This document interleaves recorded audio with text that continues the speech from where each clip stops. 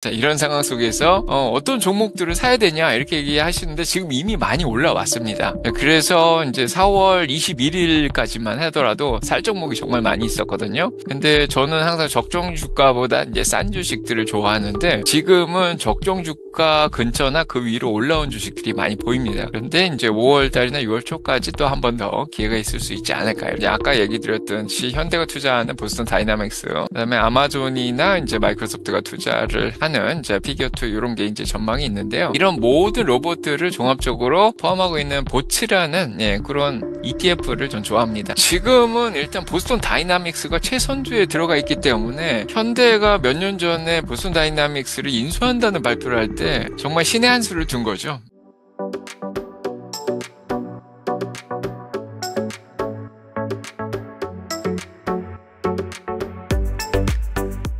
최근 관세 이슈로 인한 미국 주식의 부정적 우려가 다소 완화되면서 주가 흐름이 나쁘지 않아 보이는데요. 미국 현지에서는 어떻게 시황을 보고 있나요? 일단은 지금 상황이 굉장히 안 좋죠. 네, 굉장히 불확실한 그런 상황입니다. 자, 그래서 트럼프 행정부의 관세 정책으로 인해서 시장이 많이 흔들렸던 그런 상황이고요. 지금은 4월 달에 이제 급격하게 하락을 했다가 조금은 회복을 하고 지금 6일 연속으로 S&P 500이 지금 상승하는 그런 상황입니다. 그래서 지난주에 테슬라랑 구글이 실적이 좀 잘 내고요. 자, 거기에다가 이번 주에 또 실적들이 잡혀 있는 상황입니다. 자, 그래서 마이크로소프트라든지 메타, 그 다음에 애플이라든지 아마존 대형주의 실적을 기다리면서 주시장이 조금은 지금 반등을 한 그런 상황인데요.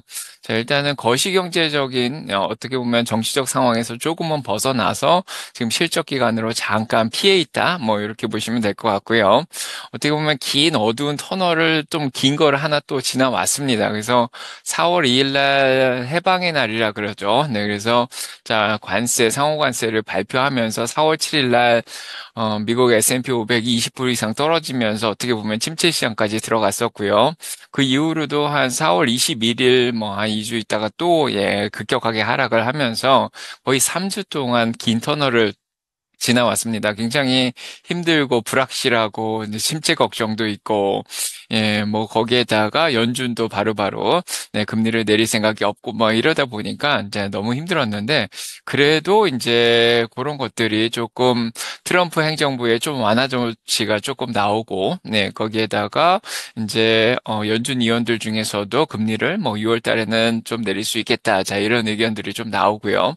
자, 그다음에 뭐 엔캐리가 이제 엔캐리 청산이 된다 그런 위협도 좀 있었는데 자, 엔화 가치가 조금 떨어지면서 자, 이런 공포감들이 조금은 사라졌습니다. 그래서 지금 S&P 500이 거의 4,800까지 내려왔다가 지금 5,500대까지 올라왔고요. 자, 오늘 5,528을 넘어가면서 마이너스 9.6% 정도로 조정 기간 내에서까지 지금 벗어나 있는 상황입니다. 그래서 자, 일단은 뭐 미국의 경제가 지금 좋다 그렇게 볼 수는 없고요. 그렇다고 또 침체에 들어갔다 이렇게 볼 수도 없습니다. 그래서 미국 경기로 보면은 이제 서서히 둔화는 되고 있는데 소비자들의 심리는 그렇게 또 좋은 상황은 또 아니죠. 네, 그래서 소비자들 미시간 소비자 심리 지수도 나와 있는 상황이고 오늘 컨퍼런스 보드에서 소비자 자신감 지수도 나왔는데 이런 것들을 보면은 소비자들은 관세로 인해서 자 본인들의 삶이 이제 크게 영향을 받을 거다. 자 이렇게 생각을 하고 있는 그런 상황입니다. 근데 실제 경제 지표로 보면 아직 침체 상황은 아니거든요. 근데 소비자들은 이미 미리 그런 것들을 감지하고 조금 느끼고 있는 그런 상황이라고 이렇게 볼 수가 있고요. 자, 코로나 이후로 빈부격차가 미국 내에서 많이 심해졌기 때문에 부자들은 관세 때문에 크게 사실은 영향을 안 받는다 이런 얘기가 계속 나오고 있고 영향을 받아야 1%다 이렇게 얘기가 나오고 중산층은 한 5% 받는다 그렇다면은 이제 저소득층은 한 7%, 8%까지 좀 많이 이제 받을 거다 이런 얘기가 나오고 있습니다. 그래서 특히 이제 중산층이나 저소득층에서 조금 더 민감하게 소비자 심리가 지금 안 좋은 상황이 아닌가 자 이런 생각이 들죠. 자, 그래서 아직까지는 침체도 안 오고, 아직까지도 관세가 이제 상호관세가 10%밖에 안 매겨져 있기 때문에, 이제 이게 이제 90일 정도 유예가 되면서 한 7월 8일까지는 좀 시간이 있거든요. 자, 그래서 이런 것들이 아직은 불확실하게 남아있는 상황입니다. 자, 이 상황에서 지금 실적 기간으로 들어왔기 때문에 일단은 터널에서 좀 잠깐 벗어났는데 아직 완전히 뭐 이 불확실성이 다 해소됐다 이렇게 볼 수는 없는 그런 상황입니다. 지금이 과거 2018년 19년과 매우 비슷한 상황이라고 다른 영상에서 말씀을 해주셨는데 어떤 의미인가요? 일단은 지금 시장의 주체들이 그때랑 굉장히 비슷합니다. 그래서 그때 대통령도 트럼프 대통령이었고, 그때 연준 의장도 제롬 파월 연준 의장이었고요. 그때도 금리를 2018년에 올리면서 이제 물가보다도 금리가 올라가는 실질 금리가 플러스로 된 상황이라서 시장이나 이 경제에 좀 영향을 많이 미치고 있던 그런 상황이었죠. 자, 거기에다가 이제 트럼프가 당선되고 중국에 대해서 알루미늄 관세 같은 것들을 올리면서 미중 간의 갈등 관계도 굉장히 높은 상태로 좀 갈등이 올라갔던 그런 상황이었습니다. 자, 여기에 대해서 트럼프 대통령이 제롬 파월한테 금리를 내리라고 계속해서 압력을 줬는데 이제 제롬 파월은 그때 금리를 바로 내리지 않았죠. 그래서 제롬 파월을 해고하겠다 막 이런 얘기도 그때 많이 했었고요. 그래서 지난주만 하더라도 월요일만 하더라도 제롬 파월 해고한다는 얘기로 주식시장이 다시 이제 급격하게 하락을 한번 했지 않았습니까? 근데 이제 트럼프 대통령이 해고할 의도는 없었다 이렇게 말을 바꾸면서 이제 그 사태가 좀 진정이 됐는데 2018년 19년에도 거의 비슷한 상황이었습니다. 결국에는 제롬 파월 연준 의장이 압력을 못 이기고 이제 2019년 이제 후반기부터 금리를 내리기 시작하는데 네요. 자, 그때까지 제롬 파월은 해고를 당하진 않았고요. 그래서 이번에도 이제 어떻게 보면은 연준의 독립성 자체에 조금 위협이 될 정도로 트럼프가 좀 강하게 백악관 내에서 조사도 해가지고 해고하겠다 이런 얘기까지 나오니까 셀 아메리카 현상이 좀 일어났죠. 그래서 미국의 주식이라든지 달러라든지 채권이라든지 이런 것들이 다 팔리는 그런 사태가 일어났었는데 자, 아무튼 이런 현상 자체가 2018년 19년하고 굉장히 비슷한 상황이고요. 그때가 지금보다는 한 7년 전이기 때문에 그때 주식을 하던 사람들이 아직도 하고 있는 그런 상황이죠. 저도 그때 주식을 했고, 지금도 하고 있고요. 그래서 어떻게 보면은 시장의 전반적인 심리가 비슷하게 지금 흘러가고 있다. 그래서 국제 정치적, 국제 경제적, 인도 뭐 미국 주식 내에 어떤 대부분의 심리가 거의 비슷한 움직임을 보이고 있습니다. 그래서 그때도 자 이러한 이제 국제 정체적, 경제적, 이런 전반적인 불확실성 때문에 주식 시장이 10%에서 20% 사이에서 자 크게 하락을 했다가 올라오고 자 이런 현상이 있었습니다.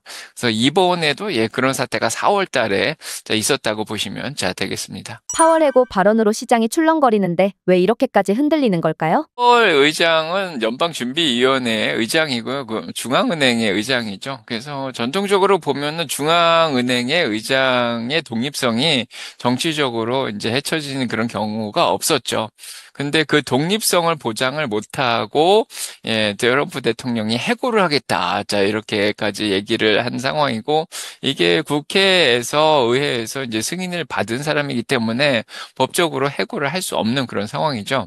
그래서 어떻게 보면은 근본위제죠. 그래서 브레튼 우드 체제가 무너지면서 달러 중심 체제로 이제 닉슨 때부터 이제 바뀌어온 그런 상황인데 전 세계가 이 달러를 믿고 달러를 사고 미국의 국채를 믿고 미국의 국채를 사고 그래서 미국에 대한 좀 신뢰도를 가지고 미국 자산들을 사왔는데 미국의 연방준비위원회의 독립성 자체가 문제가 되면은 이게 정치적으로 이용될 가능성이 있으면은 굳이 다른 나라들이 미국의 국채나 미국의 달러를 살 이유가 없겠죠.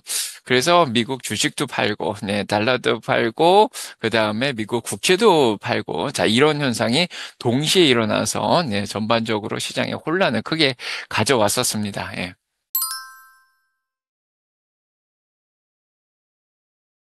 지난 인터뷰에서 5월까지는 부침이 있을 것이고 저가 매수의 기회가 계속 있다고 하셨는데 대표 종목들을 얼마에 사면 좋은 가격인지 소개 부탁드리겠습니다. 2월부터 이제 5월까지 조금 좀 변동성이 크게 일어나지 않을까 이런 얘기를 했습니다. 당연히 이제 트럼프 관세 정책을 예상을 한 그런 상황이고요.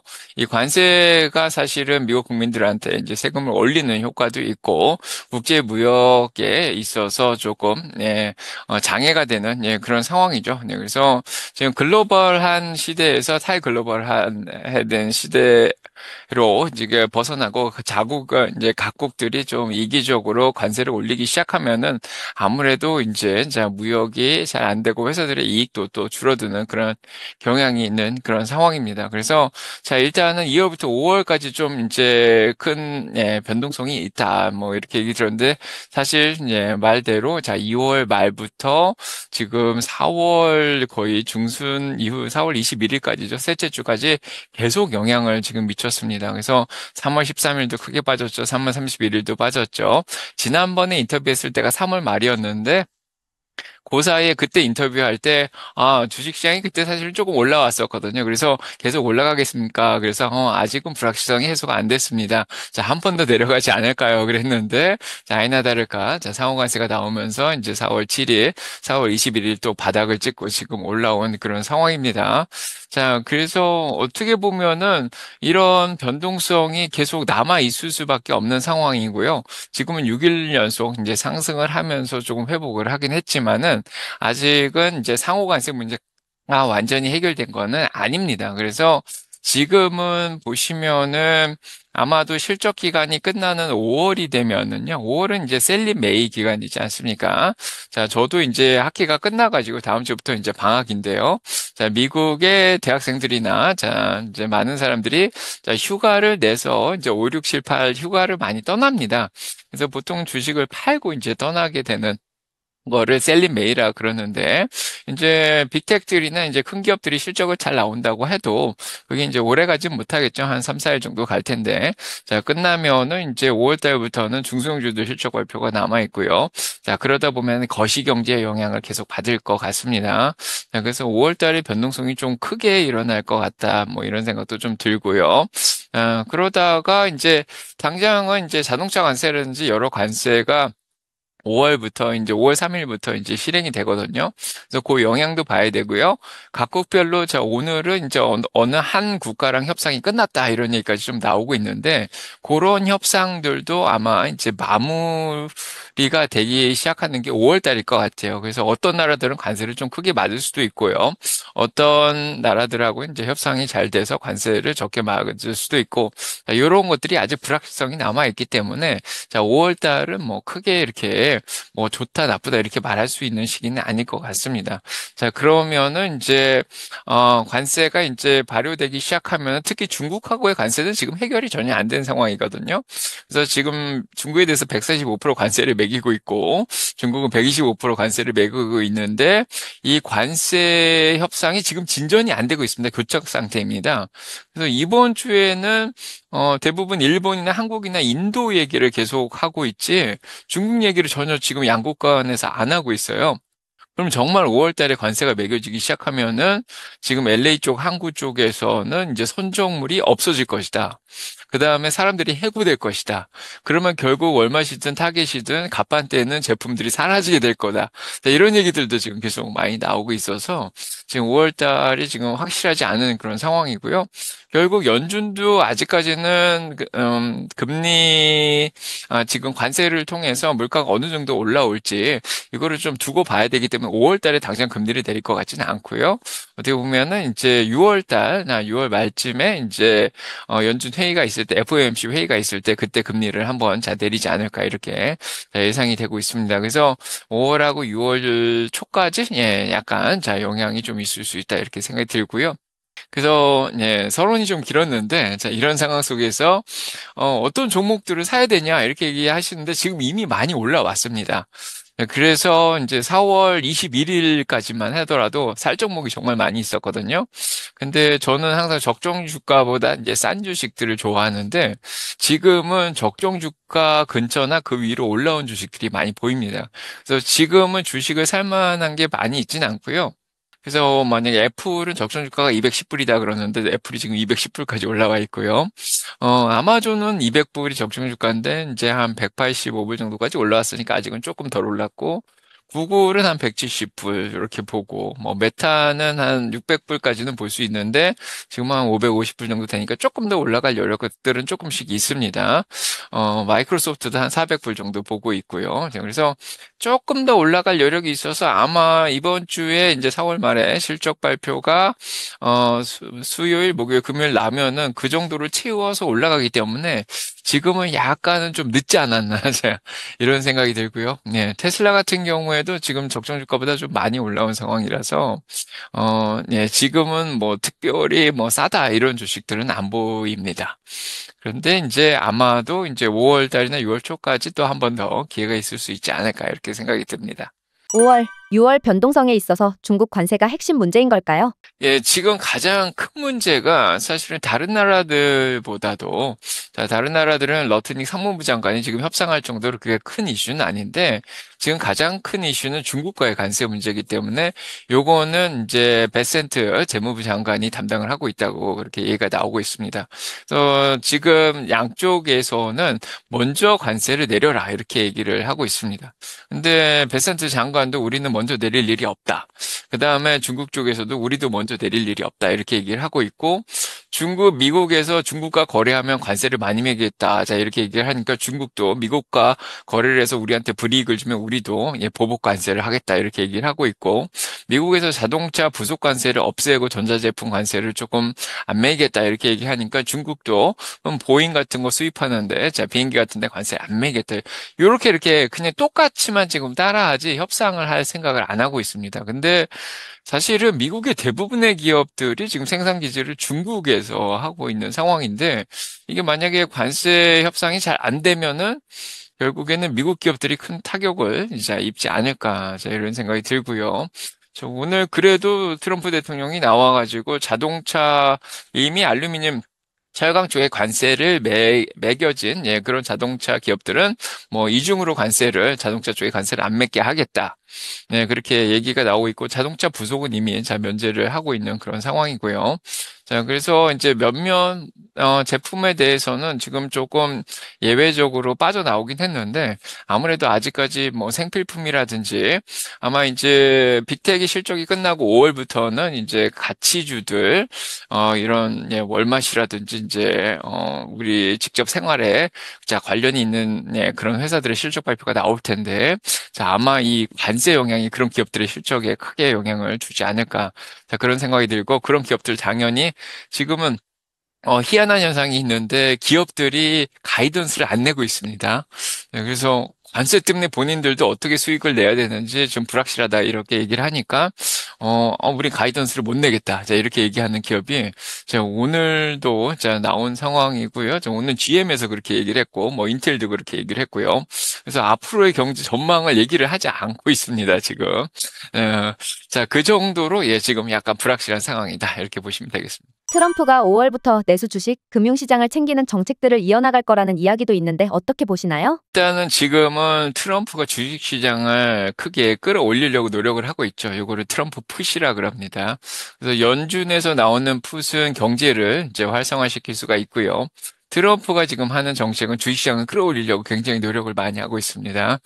자, 이렇게 하는 이유는 일단은 주식시장도 떨어지고 채권도 떨어지고 달러도 떨어지니까 본인의 자 지지율이 많이 떨어지죠. 네, 그래서 지금 3대 여론기관에서 나온 지지율이 45% 미만, 39%까지 떨어져 있습니다.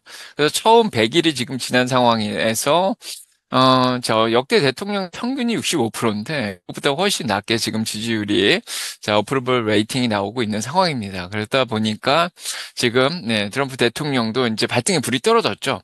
그래서 본인도 지금 급격하게 관세를 너무 급격한 정책을 내놓기는 조금 애매한 상황이고요. 자, 일단은 뭐 이 자산 시장이 좀 안정될 때까지 그로 인해서 본인의 인기가 조금은 다시 올라갈 때까지는 일단 조용히 하지 않을까. 자, 이런 생각이 좀 들고요. 네, 그래서 지금 당장 트럼프 대통령이 미시간으로 날아갔죠. 날아가서 그러니까 자동차 관세를 조금 네, 부드럽게 하겠다. 네, 이런 발표까지 한 그런 상황입니다. 앞으로는 긍정적인 이슈가 나타날 거라는 게 더 합리적인 판단이겠네요? 일시적일 수도 있지만은 일단은 각국 간의 이제 협상이 어떻게 되느냐가 굉장히 중요하고요.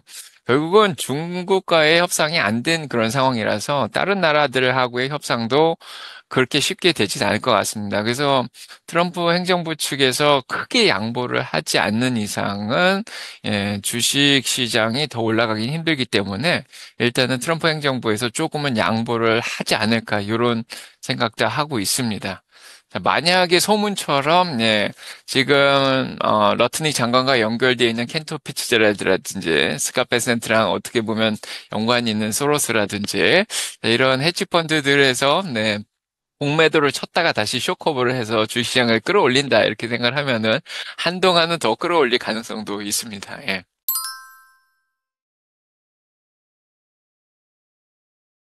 최근 일론 머스크가 트럼프 행정부에서 쫓겨난다는 소문이 있습니다. 테슬라 주가에 어떤 영향이 있을까요? 일론 머스크가 쫓겨난 거는 아니고요. 이제 어떻게 보면은 이제 조금 해야 할 일을 다 했다. 자, 이런 생각이 듭니다. 자, 원래는 1년 정도 있기로 했었는데 이제 다음 달이면은 제 다찌에서 정부 효율성위원회에서 일을 조금 줄여가지고 일주일에 하루 이틀만 하고요. 자, 다음 달 말이면 돌아온다. 자, 이렇게 얘기가 나오고 있습니다.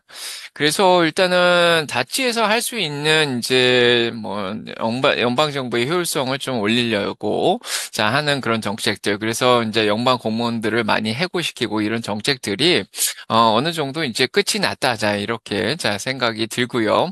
그 다음에 이제 일론 머스크가 이 행정부 내에서 여러 가지 충돌을 하는 그런 일들이 많이 있었죠. 마지막으로 스캇 베센트 장관하고 지금 IRS죠. 네, 그래서 이 세무당국의 청장을 임명하는 일에 있어서 일론 머스크가 개입을 했다가 이제 스캇 베센트랑 충돌이 일어난 그런 상황이 있었습니다. 그래서 그로 인해서 아무래도 이제 일론 머스크가 이제 돌아와야 된다.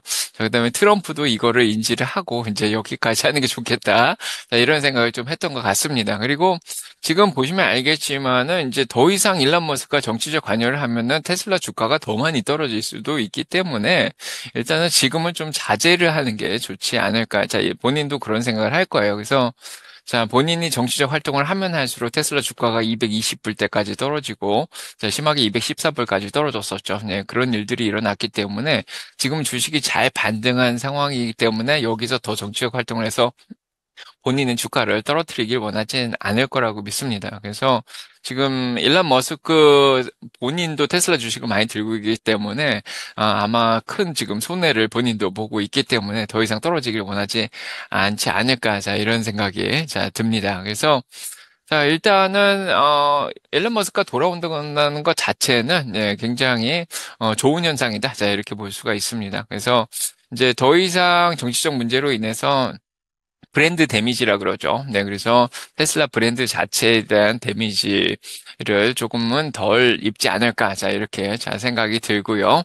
이제는 일단 일론 머스크가 일을 굉장히 많이 하잖아요. 네, 그래서 스페이스 X 일도 하고 뉴럴링크 일도 하고 머린 컴퍼니도 운영해야 되고 정치도 해야 되고 정말 해야 될 일이 많은데 이제는 테슬라로 좀 돌아와가지고 이제 테슬라에 조금 더 집중할 수 있는 자 그런 상황이 자 왔다. 자 이렇게 보여지죠. 예, 그래서 이런 것들이 테슬라한테 굉장히 긍정적으로 작용을 하고 자, 있다는 생각이 듭니다. 예. 머스크가 이제 본성이 바뀐 건 아니겠죠. 그래서 본인이 가지고 있는 그런 어떤 정치적 성향이라든지 본인의 의견, 자, 이런 것들을 굽혔다는 생각은 안 하고요. 일단은 일시적인 후퇴, 자, 이런 생각이 좀 들죠. 그래서 2021년에 비트코인 투자, 다치코인 이런 거 투자하면서 주가가 많이 떨어지니까 일란이 또 한 발 물러섰었고요.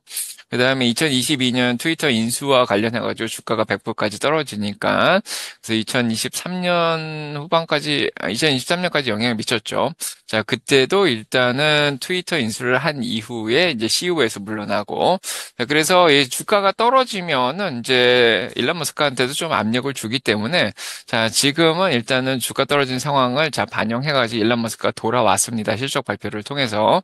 자, 그렇기 때문에 지금은 일단은 주가가 더 올라갈 때까지는 조용하게 테슬라에 집중을 할 수 있지 않을까 이런 생각이 듭니다. 예. 테슬라 실적 상황은 어떤가요?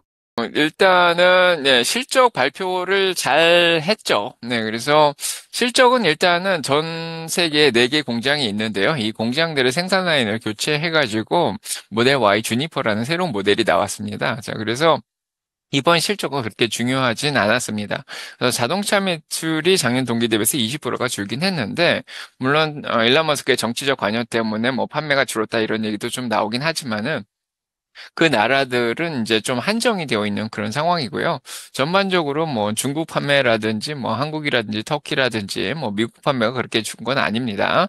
네, 일단은 예, 생산량이 교체 때문에 일시적으로 줄었기 때문에 다음 분기 실적 발표가 나오는 7월 달 실적이 굉장히 중요해지는 그런 상황이고요. 하지만 이 실적 발표 때 일론 머스크가 다찌의 일을 그만두고 돌아온다 이런 얘기를 해준 게 굉장히 도움이 많이 됐고요. 두 번째로는 일단은 6월 달에 공유 택시를 시작하겠다 이런 발표를 했습니다. 물론 사이버캡을 이용하지 않고 모델 Y 주니퍼를 이용해 가지고 지금 이제 사이버캡을 운영한다고 이렇게 발표를 했고요. 지금 직원 300명을 고용해 가지고 샌프란시스코하고 텍사스 오스틴에서 이미 테스트 운영을 시작을 했습니다. 실제 앱도 나와 있는 상황이라서 우버처럼 이렇게 부르면은 예, 차가 와가지고 예, 이제 직원들을 태워서 이제 캘리포니아 프레몬 공장이라든지 텍사스 오스틴 공장까지 지금 실어 나르고 있는 그런 상황이죠. 그래서 이런 것들도 좀 비전을 좀 제시를 해줬고요. 그다음에 세 번째로는 옵티머스 로봇을 지금 개발하고 있는데 자, 요게 이제 올해 말까지 한 몇천 대 정도 공장에 또 배치도 하겠다 이런 발표도 했고 자, 네 번째로는 이제 저가형 모델이 이제 나오긴 나온다. 자, 이런 얘기도 또 했고요. 뭐 내년에 이제 사이버캡이 생산이 되는데 여기 내년 중반까지 이제 대량 생산을 할 것이다. 자, 이런 발표도 했습니다. 자, 이런 얘기도 했고 이제 다섯 번째로는 세미 트럭이 이제 나온다고 얘기를 하죠. 그래서 세미트럭의 지금 네바다 공장이 거의 완성이 됐습니다. 그래서 세미트럭 생산이 이제 시작되기 될 것 같고요. 올해 말이면. 그 다음에 내년부터는 5만 대씩 이제 생산이 이제 된다. 자, 이렇게 또 발표가 난 상황입니다. 그래서 여러모로 이제 일론 머스크가 돌아와서 실적 발표를 하면서 여러 가지 좋은 비전들을 잘 제시를 해줬고요. 일단은 예, 다음 분기부터는 예, 조금은 더 낮아지지 않을까. 특히 6월 달에 이제 기대되는 게 굉장히 많이 있는 예, 그런 상황입니다. 예. 테슬라 주가가 280불까지 올라왔는데요. 올 6월에 그 아래로 내려가면 구매를 해도 괜찮을까요? 일단은 테슬라를 둘러싼 악재들이 어느 정도 거의 다 반영이 된 상황에서 더 큰 악재가 나오지 않는 이상은 쉽게 적정 주가까지 내려가긴 어렵다. 이런 생각이 좀 일단 듭니다. 그래서 지금 적정 주가는 한 234불 플러스 마이너스 5% 정도로 보고 있거든요. 그래서 한 220에서 한 245불 뭐 요 사이로 보시면 될 것 같은데요. 자, 그 정도로 일단은 내려올 가능성은 있습니다. 5월, 6월에 만약에 시장이 좀 안 좋다 그러면은. 근데 지금은 일단은 모멘텀을 좀 잘 타고 있는 상황이고, 예, 287불에 200일 동평균선인데 그것까지 지금 넘어가 있는 예, 그런 상황입니다. 그래서 지금 일론 머스크가 돌아오고 6월 달에 공유 택시 나오고, 자, 요런 모멘텀이 조금 더, 예, 시간을 두고 더 갈 수도 있는 그런 상황이어서 아직 지금 RSI가 60 정도밖에 안 올라왔고요. 예, 조금 아직 덜 과열된 상태이기 때문에 예, 조금 더 지켜보고요. 정말 시장이 안 좋으면은 테슬라가 다시 적정 주가 근처까지도 다시 내려올 가능성은 지금 있는 상황입니다.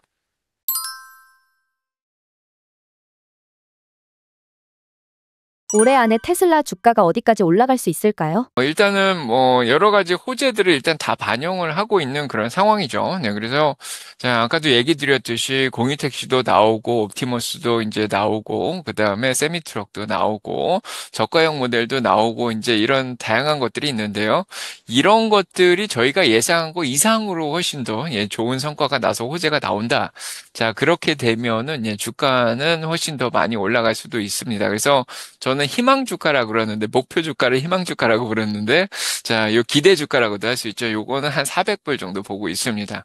그래서 지금 적정 주가는 적정 주가라는 건 어떻게 보면 실적을 바탕으로 한 거고요. 지난 12개월간 실적을 바탕으로 한 거고 목표 주가는 앞으로 12개월을 보는 건데 자, 목표는 좀 이렇게 자, 원대하게 400 정도 자, 볼 수 있고요. 뭐 모건 스탠리도 한 430 정도는 예, 보고 있는 상황이고 뭐 데나입스는 350 정도 얘기하고 있고요. 있고요. 여러 기관들의 평균 목표 주가는 지금 287불 정도 나오고 있는 상황이어서 여기서 287에서 400불 사이 정도도 가능하지 않을까.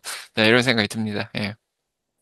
테슬라 물려있는 분들은 어떻게 하면 좋을까요? 일단은 목표 주가라는 거는 달성한다고 꼭 보장을 할 수는 없습니다. 자, 이미 올해 초에 420불을 달성을 했거든요. 자, 목표 주가가 400인데, 올해 초에 이미 420불이 달성됐기 때문에, 어, 그게 달성 안 됐다고 또 보기도 애매합니다. 근데 올해 말에 다시 회복을 하면은, 그러면 참 좋을 것 같긴 한데, 그게 올라간다는 보장이 없습니다. 왜냐하면 예측 자체가 불가능한 게, 거시경제 상황이 지금 어떻게 변할지도 모르고, 네, 국제 정치적 상황이 미중 간의 갈등 구조가 어떻게 또 바뀔지도 모르고요. 거기에다가 이제 테슬라가 7월이나 이제 10월, 10월 이렇게 실적이 계속해서 잘 나올 거라고 지금 생각은 하지만 또 돌발 변수가 있을 수도 있는 상황이고요. 지금 가장 큰 변수는 이제 트럼프 행정부가 전기차 맨데이트를 없앴잖아요. 네, 그렇기 때문에 7,500달러 크레딧이 없어질 가능성이 있습니다. 물론 의회에서 통과시켜야 되는데, 요게 만약에 일론 머스크가 다찌를 끝내고 나온 상황에서 지금 행정부 내에서 입김이 없는 상황이면은 아마도 트럼프 행정부에서 좀 과격하게 자, 전기차 크레딧을 없애겠다. 이런 발표를 하반기에 할 수도 있습니다. 그래서 어떤 변수가 어떻게 나올지 모르기 때문에요. 지금은 일단은 적정 주가 기준으로 판단을 해서 좀 240불 밑으로 내려왔을 때, 사고, 좀 많이 올라가서 그거 기준으로 해서 한 20% 정도 지금 수익이 나고 있는 상황이면 조금 열매를 따서 현금도 좀 준비해 놨다가, 일단은 물려 있다는 거 생각하고 본인 평단가는 좀 잊으시고요. 적정 주가 기준으로 손절을 해야 되는 상황이면 손절을 좀 하고 그 돈을 가지고 있다 다시 또 떨어지면 또 줍줍을 하고 이렇게 해서 평단가를 적정 주가까지 쭉 낮춰주는 게 굉장히 좋기 때문에 지금은 매매 기술이 굉장히 중요해지는 그런 시기다 이렇게 보시면 되겠습니다. 예. 테슬라 관련해서 알아야 하는 부분이 있을까요? 일단은 테슬라는 종합 ETF라는 거 항상 강조를 하고 있죠. 네, 그래서 어떤 종목을 사야 될지 고민을 하시는데 자, 테슬라는 에너지 기업이라서 이제 메가팩이 이제 상하이 공장에서도 생산이 되고 있는 상황이라서 에너지 매출이 지금 매년 작년 동기에 비해서 50, 60%씩 더 늘어나고 있는 그런 상황이죠. 그래서 너무 일론 머스크만 보지 마시고요. 자, 일론 머스크 보면은 이제 테슬라를 못 사는 경향도 있는데, 일론 머스크가 예를 정치적 활동으로 주가를 떨어뜨려주면 오히려 기회를 줬다, 이렇게 감사하게 생각을 하고요. 그런 활동을 안 했으면 아마 적정 주가까지 내려오지 않았을 겁니다. 그래서 저희가 싸게 살 수 있는 기회를 준다, 이렇게 생각을 하고, 자, 투자를 할 때는 일단은 너무 이게 자동차 기업이라고 생각해서 자동차에만 또 집중을 하시면은 다른 포드하고 토요타나 이런 기업들하고 큰 차이가 없거든요. 그러면 지금의 시총이 정당화될 수가 없습니다. 그래서 어떻게 보면은 이제 자동차도 잘 팔고 그 다음에 이제 에너지도 잘 팔렸고 서비스 쪽 매출도 지금 잘 늘어나고 있는데 그쪽도 좀 잘 늘어나고 자, 그 다음에 소프트웨어도 이제 FSD를 잘 개발을 하고 있죠. 제가 직접 테슬라를 타 보니까요. 테슬라 차도 되게 좋은데 정말 마음에 드는 이유가 이 소프트웨어 때문입니다. 그래서 차가 너무 스마트하거든요. 예, 그래서 너무 영리한 이런 소프트웨어를 계속 무선으로 업데이트도 해주고 자율주행을 하고 있는데 FSD가 너무 좋습니다. 지금 이걸 안 키면 제가 운전을 못할 정도로 중독이 되어 있는 그런 상황인데 그래서 이런 FSD의 미래가 굉장히 밝습니다. 그래서 올해 안에 어떤 기업이 갑자기 라이선스를 했다. 그래서 요거를 특허를 받아서 이제 본인들이 운영을 하겠다. 이런 발표 나면 또 주가가 많이 올라갈 수도 있겠죠. 그래서 이 종합적인 ETF는 신재생 에너지 기업이기도 하고, 전기차 기업이기도 하고, 소프트웨어 회사이기도 하고, 로봇 기업이기도 하고요. 그 다음에 공유 택시까지 하는 우버 같은 기업이기도 하고. 그래서 이렇게 종합적으로 좀 보시면은, ETF가 보통 이제 장기적으로, 우상향을 잘 하지 않습니까? 그 중에 하나가 망하더라도, 계속해서 성장할 가능성이 있기 때문에, 자, 일단은 적정주가 밑으로 떨어질 때마다 조금씩 줄줄만 잘 하시면은 나중에, 자, 부를 이루지 않을까 이런 생각이 듭니다. 그래서 너무 고점을 잡으시고 목표 주가만 보고 가시면 고점을 잡으면은 수익이 나중에 2030년에 1000불이 가더라도 한 2배 정도밖에 수익이 못 나는데, 요거를 200불대로 싸게 사시면은 이게 5배 수익이 날 수 있거든요. 그래서 예, 쌀 때 잘 기다렸다가, 그냥 아무 때나 그냥 사서 들고 가지 마시고 좀 싸게 잘 사시려고 하시는 게 굉장히 중요하다. 이렇게 마지막으로 얘기 드리고 싶습니다. 그래서 제가 지금 쓴 책인 수민이의 미국 주식 투자 스토리 있는데, 수미트리. 이 책을 읽으시면은, 예, 그 비법들이 다 적혀 있습니다. 꼭 읽으시기 바랍니다.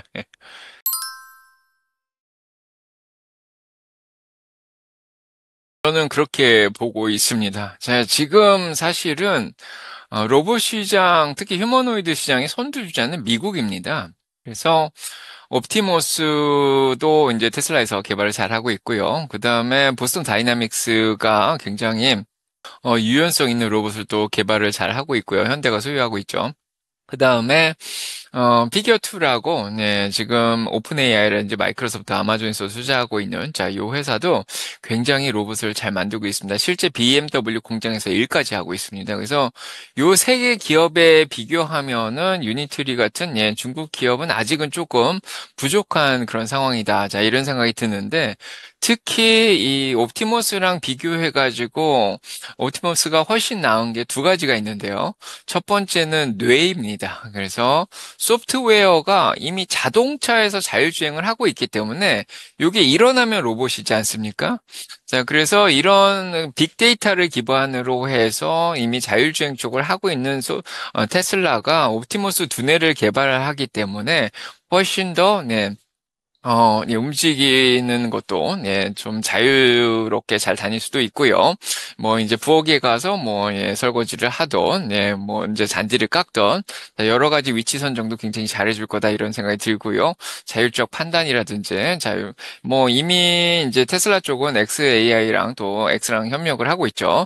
자, 그렇기 때문에 이제 그룹 같은 것도 이제 탑재가 되면은 아마 두뇌가 굉장히 빠르게 발전하지 않을까, 이런 생각이 듭니다. 테슬라는 이미 데이터 센터 쪽에 어마어마한 투자를 이미 했죠. 네, 그래서 테슬라는 텍사스 쪽에 있고요. 그 다음에 뭐 XAI 같은 경우에 멤피스 쪽에 데이터 센터를 이제 크게 짓고 있는데, 자, 이런 데이터 센터들에서 이미 두뇌를, 예, 빅데이터를 이용해서, 예, 충분히 지원을 해주고 있는, 예, 그런 상황이고요. 자, 이런 로봇들이 이런 데이터 센터를 이용해 가지고 훈련 자체가 뭐 트레이닝이 굉장히 잘 되고 있고, 당연히 인퍼런스 뭐 추론도 굉장히 잘 할 거다. 자, 이런 생각이 들죠. 자, 그래서 이런 것들은 지금 뭐 반도체가 한정적으로 들어가고 있는, 뭐 최근에 딥식이 나오긴 했죠. 네. 하지만은, 예, 지금 중국에서 따라올 수 있는 그런 수준은 아니다. 자, 이런 생각이 들고요. 두 번째는 이제 움직임도 중요한데요. 뭐 빨리 뛰고 이런 게 중요한 건 아니고요. 뭐 보스턴 다이나믹스 보면은 덤블링도 하고요. 자, 브레이크 댄스도 추고. 자, 아틀라스가 그렇게 하고 있는 상황인데 이제 그런 것도 중요하지만 손이 정말 중요합니다. 특정한 곳에 가가지고 특정한 일을 하려면은 손이 정말 자유롭게 움직여야 되는 게 중요하죠. 여기서 설거지를 하면 접시를 들고, 예, 닦고, 자, 이런 걸 하려면은 손이 다섯 개가 잘 움직여야 되고요. 예, 테슬라가 최근에 테니스 공을 던지는 걸 잡는 걸 보셨을 거라고 생각이 드는데, 그 정도로 손이, 자, 민감하게 잘 움직이고 있습니다. 그래서, 자, 이런 것들 보면 뭐 잔디를 깎던 아니면 청소를 하던 뭐 아무 문제가 없겠죠. 손이 자유로우면은. 그런데 이제 중국 로봇들을 보면 손가락에 좀 한정이 되어 있는 게 보여지고요. 자, 그래서 보스 다이나믹스는 손가락 세개를 움직이고요. 네, 피겨도 이제 손가락 다섯 개 정도 있는 걸로 알고 있는데, 아무튼 요 손가락 움직임이 굉장히 중요한데 이런 쪽에서 테슬라가 훨씬 앞서가고 있고요. 하나 더 얘기를 드려서 세 번째 얘기 드리면 대량 생산이 가능한 거죠. 네, 그래서 자, 올해 말부터는 이제 몇 천 대씩 생산하고 2030년까지는 100만 대 생산한다 그러죠. 뭐 빠르면 2029년까지 된다고 하는데, 자, 이런 대량 생산 능력을 테슬라가 가지고 있죠. 지금 뭐 전기차 생산하는 걸로 보면 알 수는 있는데, 자, 이런 능력을 일단은, 예, 뭐 규모의 경제죠. 예, 규모의 경제를 달성해서 비용을 절감해서 로봇을 생산할 수 있는 능력을 아마 테슬라가 금방 달성하지 할 수 있지 않을까, 이런 생각이 듭니다. 휴머노이드가 상용화가 되려면 아직 먼 것 같은데 교수님께서 보시기엔 어떤가요? 일단은 뭐 올해 몇 천 대는 공장이 배치되지만 이제 그건 상용화되기 힘들고요. 아마 내년 중반기쯤이면은 이제 수익에 잡힐 수 있는 가능성이 있지 않을까, 이런 생각이 듭니다. 그래서 일단은 몇만 대, 몇십만 대씩 생산을 하면은 규모의 경제가 달성이 되죠. 자, 그렇게 되면은 이제 비용이 확 절감되는 예, 그런 효과가 있고요. 이제 상용화 예, 가능하다. 자, 이런 생각이 듭니다. 자, 아마 내년부터도 가능하지 않을까 이런 생각이 들죠. 아마 일론 머스크라면 그게 그걸 또 가능하게 해주는 또 그런 예, 걸 하죠. 예. 그러면 실생활에서 제일 많이 쓰일 곳이 어디라고 보시나요? 이미 뭐 영상들이 많이 나왔지만은 이제 빨래 같은 거 하고 옷을 개주는 역할도 하고요. 자, 최근에 이제 피겨투에서 나온 건데 이렇게 상점 같은 데 가면은 예, 물건들을 스캔해서 바구니에 담아주는 역할 그런 것도 이제 쓸 수가 있고요. 그래서 상점들한테서 이제 로봇을 사가지고 휴머노이드 로봇을 사서 할 수도 있고 그다음에 이렇게 아마존 같은데 이제 차에 타가지고 가가지고 이제 마지막 1마일이죠. 이제 로봇이 이제 그 계단 같은 건 못 올라갔는데 이후 이제 옵티머스는 계단을 올라갈 수 있거든요. 그래서 계단을 이제 올라가가지고 배달까지 해주고 다시 돌아온 다음에 차에 타고 뭐 이런 것들도 할 수 있고 잔디 깎는 건 너무 쉽죠. 네, 그래서 잔디 기계를 오늘 예 창고에 가가지고 뺀 다음에 뭐 코드를 이제 눌러가지고 쭉 움직이면서 예 깎고 뭐 이런 것들. 그래서 인간들이 할 수 있는 대부분의 노동은 대체가 가능하지 않을까 이런 생각이 들고요. 근데 제가 말한 것들은 굉장히 간단한 것들이지 않습니까? 그래서 좀 뭐 이렇게 옮기고 네, 그다음 뭐 씻고 요 정도 수준에 있어서는 대부분의 일이 대체가 될 거다. 자, 이런 생각이 듭니다.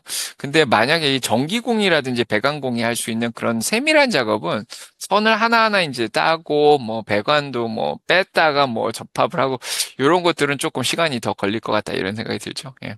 AI, 반도체 등과 비교할 때 로봇 시장의 가치 평가는 적절하다고 보시는지요? 앞으로 올라갈 폭이 많이 남았다고 보시는지요? 일단은 로봇 시장 자체는 큽니다. 이미 산업용 로봇이라는 게 예, 시장이 굉장히 많이 발전되어 있는 그런 상황이고요.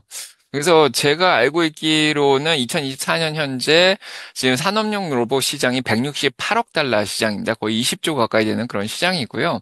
매년 11.7%씩 증가를 하고 있습니다. 그래서 그쪽 분야는 이미 이제 많이 채택이 되고 있고 테슬라 이제 자동차들도 이제 산업용 로봇이 지금 생산을 하고 있는 자, 그런 상황인데, 좀 이렇게 위험한 분야에 이제 산업용 로봇들이 쓰고 있는데, 이제 저희 인간들의 삶의 곁에서 사람을 대체해서, 사람을 도와주는 휴머노이드 로봇 시장이 이제 중요한 거죠. 이 로봇 시장은 아직 수익을 잘 많이 못 내고 있는 그런 상황이고요. 지금 규모도 2024년 현재 지금 15억 달러 한 2조 시장밖에 안 되는 그런 시장입니다.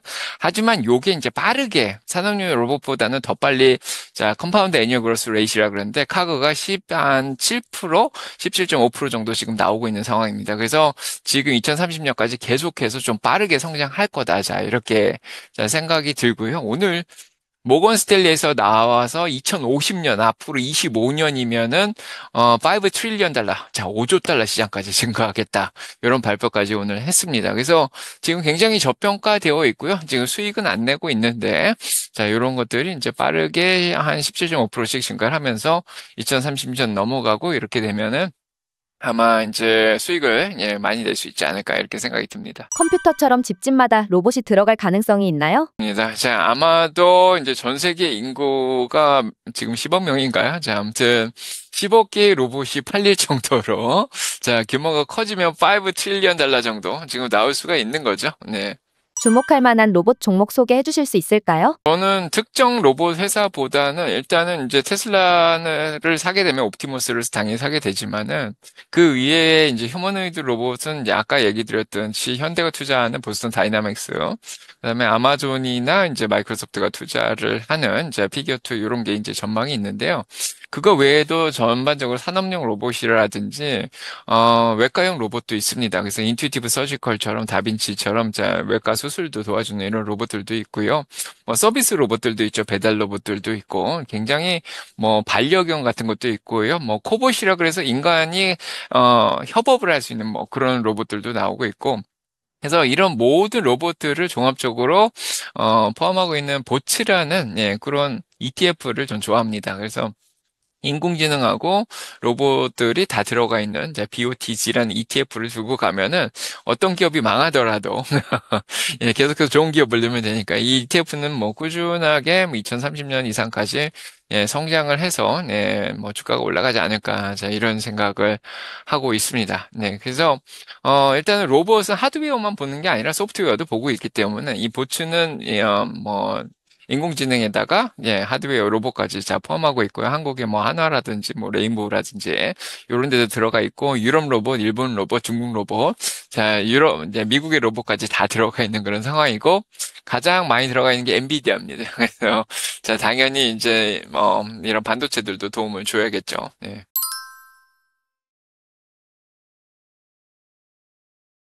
세계 시장에서 한국 로봇 위치가 어느 정도일까요? 지금은 일단 보스턴 다이나믹스가 최선두에 들어가 있기 때문에 현대가 몇 년 전에 보스턴 다이나믹스를 인수한다는 발표를 할 때 정말 신의 한 수를 둔 거죠. 네, 그래서 한국이 지금 밀리고 있는 4차 산업혁명 쪽에 네, 그런 분야가 몇 개 안 됩니다. 네, 그래서 자, 일단은 로봇 쪽은 잘 따라가고 있고 전기차도 잘 따라가고 있고요. 뭐 자율주행도 잘 하고 있는 것 같고, 네, 반도체도 잘 개발하고요. 자, 그 다음에 일단 소프트웨어 쪽에서만 더 예, 잘 따라가면 좋지 않을까 이런 생각을 합니다. 예. 지금 1억이 있다면 섹터 불문 어떤 주식들을 포트폴리오로 구성하실 건가요? 저는 항상 좋은 주식을 적정 주가보다 싸게 사라 그렇게 얘기를 하기 때문에 1억이 있다고 예, 포트폴리오를 먼저 구성하지는 않고요. 일단은 한 10개 정도의 종목을 공부를 먼저 한 다음에 그 종목들의 적정 주가를 계산하고 그런 것들을 시간을 두고 채워나가는. 그래서 제가 최근에 세 번째로 쓴 책, 수민이의 미국 주식 투자 스토리 보면은 수민이가 딱 그 정도의 돈을 가지고 포트폴리오를 구성해 나가는데 요거를 거의 1년을 두고 사게 됩니다. 그래서 그런 식으로 이제 만들어가는 게 좋다. 자, 이런 생각이 들고요. 지금 30살에 한 1억? 33살이면 한 1억 5천? 수민이가 이제 33살이거든요. 이제 소설처럼 좀 써놨기 때문에. 그 다음에 이제 한 40살이면 3억 정도. 그 다음에 이제 50 정도 돼서 이제 이게 복리효과를 거둬서 한 12억 정도까지 만들면은 성공적인 투자라고 생각이 듭니다. 그래서 지금 30살인데 1억을 들고 있다 그래서 요거를 급하게 불리려고 하다 보면은 좀 너무 욕심도 많이 내고 하다 보면 이거를 잃어버릴 수가 있거든요. 근데 이 1억이라는 돈은 굉장히 큰 돈을 만들 수 있는 12억까지 만들 수 있는 굉장히 중요한 돈이기 때문에 요거를 어떤 한 주식을 막 사거나 몇 개를 사가지고 몰빵을 한다든가 이렇게 하면은 예, 이 나중에 10억을 만드는데 큰 차질이 생길 수도 있습니다. 그래서 자, 일단은 저는 1억이면은 그냥 제가 제 책에서는 수민이한테 스파이 같은, 예, 부 같은, 예, S&P 500을 추종하는 ETF를 일단은 그 돈의 반을 사라고 이렇게 얘기를 하거든요. 그래서, 네, 50% 정도는, 예, 스파이를 사놓고 50%는 현금을 들고 있다가 그 현금을 들고 있던 것 중에 이제 그거를 10개 정도로 나눠서 5%씩 되잖아요. 자, 그거를 본인이 공부한 종목이 적정 주가보다 싸지면 그때보다 좀 사던가 아니면 스파이를 예, 싸졌을 때 주식시장이 폭락했을 때 조금씩 모아가든가. 자, 이렇게 하면은 이제 뭐 33살에 한 1억 5천. 예, 그다음에 한 예, 40살 될 때까지 3억 정도 모으면 성공적으로 투자를 할 수 있겠다. 이렇게 생각을 하고요. 정말로 이제 종목을 추천해야 된다. 그러면은 어, 각 분야에 이제 경제적 해자를 달성한 예, 그런 기업들이 있습니다. 그래서 뭐 전 신재생 에너지 전기차 분야의 1등 테슬라 당연히 적정주가 밑으로 사야 되고요. 네, 그다음에 이커머스 쪽 예, 아마존도 사야 되고 대책 중에 다시 오는 게 미국 주식이 답이다가 있습니다. 여기서 25개를 제가 소개를 시켜놨는데 자, 그런 종목들을 이제 뭐 어쩔 수 없이 책 소개를 하게 되는데 자, 일단은 이커머스 쪽에 아마존, 뭐 클라우드 쪽은 일단 1등이 일단 아마존이고 예, 그다음에 마이크로소프트도 있지 않습니까? 구글도 있고요. 자, 그래서 이제 구글도 들고 가면 좋겠죠. 이제 뭐 최근 반독점 소송이 있긴 하지만은 구글도 일단은 제미나이 같이 자, 이런 예, 생성형 AI 쪽에 인공지능도 잘 하고 있는 예, 그런 상황이고 검색 쪽에서도 1등. 자, 광고 수익도 많이 내고 있죠. 자, 메타도 일단 인공지능하고 네, 거기에다가 또 광고 수익도 소셜 미디어 쪽을 잘 잡아가고 있고. 자, 이런 쪽은 거의 관세가 또 영향을 못 미치죠. 관세 때문에 침체가 오면 영향을 받는데 당장 관세 때문에 뭐 급하게 영향을 받을 건 없다. 자, 이런 생각도 들고요. 그 다음에 이제 소프트웨어 쪽에서 인공지능을 또 잘하는 기업 중에 뭐 팔란티어, 자, 이런 것들도 뭐 조금 들고 갈 수가 있겠고요. 소프트웨어 뭐 에즈 서비스라 그러죠. 그래서 팔란티어, 세일즈포스, 스노우 뭐 이런 것들도 나쁘지 않습니다.